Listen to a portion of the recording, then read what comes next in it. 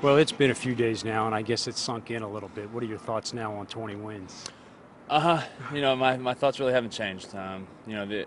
These type of numbers are things that you look back at the end of the season. For right now, I still got 5 or 6 starts left, and the next one's against Chicago, so I'm trying to prepare for those guys and not really think about the other stuff too much. Not even in a moment of weakness when you're home and you say, that's pretty good. No, to be honest, no. It's just something. You never know where you're going to end up at a season, and this is the reason I don't set particular goals and wins or anything like that, because you never know what's going to happen. And this is one of those situations right now where if I said I wanted to win 20, here I am with 5 or 6 starts left, and I'm already there. So it'd be easy to subconsciously let down or back off the gas pedal a little bit or something. That's not what I want to do, especially when we got a divisional race going on here. Can you sense that it seems like, from a fan's perspective, whenever you pitch, the sentiment is, well, that's a win? I can sense it a little bit, but that's definitely not the case. You never know. This game of baseball is a funny thing, but I like that feeling. It means I'm going out there and doing a great job for this town and this city, and give these fans something to smile about. You're giving a lot of people around here something really big to smile about.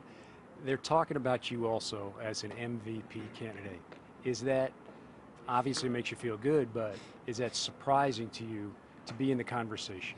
No, it's not surprising.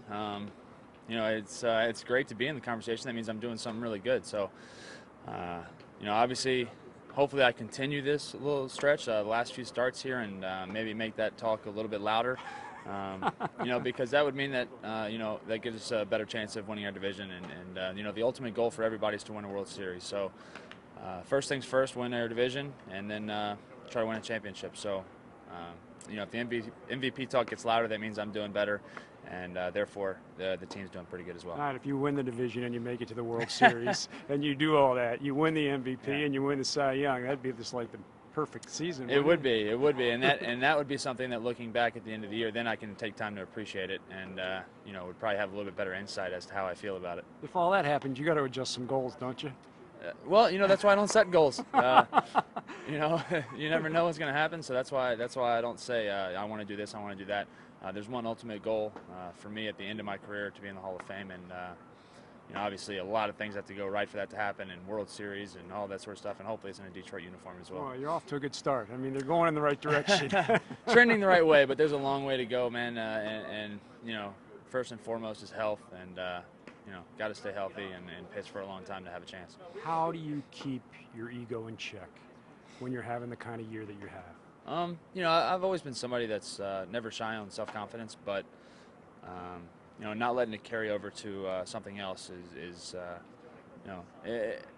become easy for me, really, because it's a game first and foremost, and you never let the highs get too high or the lows get too low. And I experienced lows in 2008, I believe it was. I had a really tough year, but myself as a person and my belief in my abilities and myself never changed and never wavered. So, that was a big learning curve for me after that year, and then just to stay even keel.